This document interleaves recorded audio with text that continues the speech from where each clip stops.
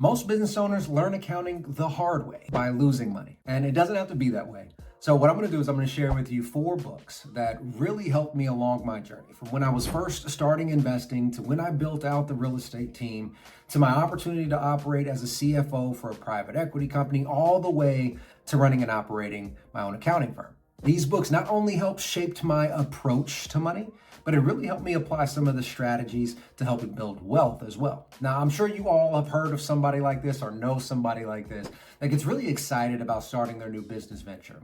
And the first thing that they do is they go out and they buy the business cards. They get the website, the logo, the branding, but they've never actually sold anything.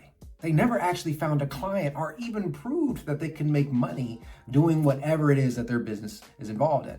In this situation, it's just simply not understanding your priorities. What comes first? Is it revenue or expenses? And these types of misunderstandings don't happen to just the new entrepreneurs. Sometimes this happens to the larger entrepreneurs. For example, we have clients constantly saying, hey, I need to spend more money in marketing because the revenue is starting to dry out. But in reality, spending money doesn't equate to making money. So how do we shift our mindset to really understand how the money is coming into play? I'm a firm believer that you really learn the lesson, you hear the lesson when you're ready. And sometimes when your back is against the wall, a good book can just lead you in the right direction. So let's make sure you don't have to learn lessons the hard way. And let's start with the first book. Book number 1 is Profit First by Mike Michalowicz. Absolute game changer. This entire book is around the concept of managing your cash flow.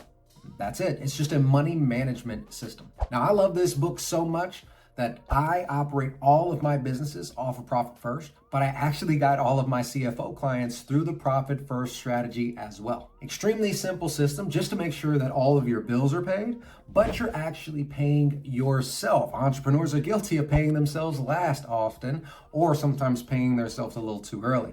So that Profit First system really helps you understand how should money be prioritized? How should it flow through the business? And how can I be guilt-free when I want to take money and profits out of the company? Now, although the money management is extremely important, thinking financially is equally just as important. So this is where the next book comes in, which is Warren Buffett's The Interpretation of Financial Statements. If you don't know, now you know that accounting is the language of business, right? And how is that language interpreted? It's through financial statements, profit and loss statement, balance sheet, statement of cash flows.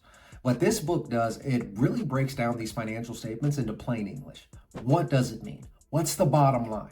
It also helps you understand what you need to look for, what measures are key performance indicators, KPIs, which ones are really important, which ones are good signs, which ones are warning signs. And the better we understand how to interpret, how to read the language of business, the more proactive we can be to adjust or to adapt when needed. So now we're armed with an idea of how we should move the money in the business. Now we understand as the money moves, we can interpret the language and see how well we're really doing.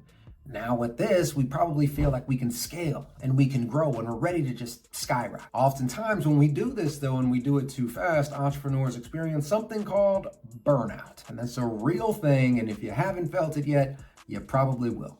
So how do we avoid it? That's where the third book comes into place. It's The E-Myth by Michael Gerber. This is a great book. I know it's highly recommended, but this really helps you understand the difference between working on your business versus working in your business.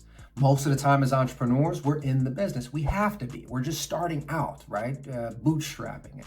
So we're the ones that are wearing all the hats. We're the ones doing all of the processes. But oftentimes when we're so deep in the business, we can't look up and understand what strategies should we be doing to help grow in whatever direction we want to.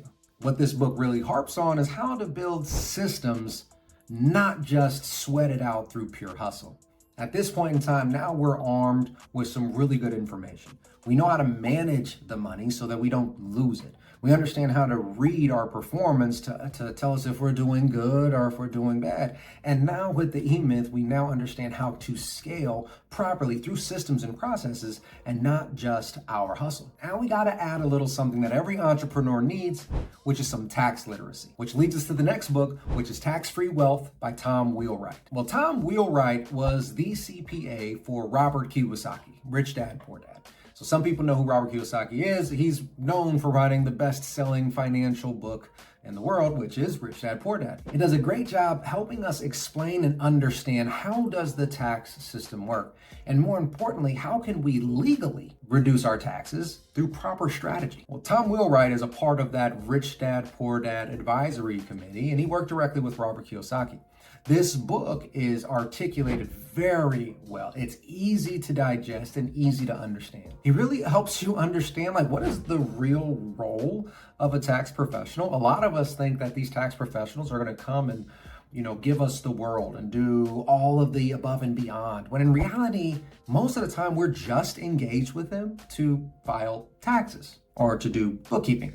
So he actually empowers us to partner with our tax professionals, ask very important questions, understand how our entity structure can affect our taxes, understand our deductions versus our credits, understand the type of income we earn can cause more taxes or less taxes, which is all really powerful information when we're trying to build towards this financial freedom or whatever the goal is that we're shooting for. At the end of the day, guys, those 4 books are going to be able to give you a solid foundation. At the end of these 4 books, like we said, we got the money management on lock. Now we should never run out of money because we know how to manage it.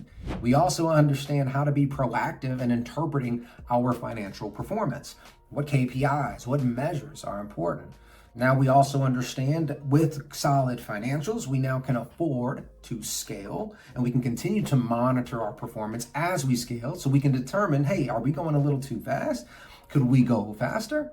And now that we're making this money and we're getting a bigger slice of the pie, how do we protect ourselves in taxes? After all of that, we got the final book, a little bit of a bonus here. How do we elevate our thinking beyond this? We're running a full functioning business, so what's next? The final book is The Rich Dad's Guide to Investing by Robert Kiyosaki himself. Now, to be quite honest, Robert Kiyosaki's books, when you read a majority of them, a lot of them are redundant in the information that's being spread. So you could read this book, you could also read The 4 Quadrants.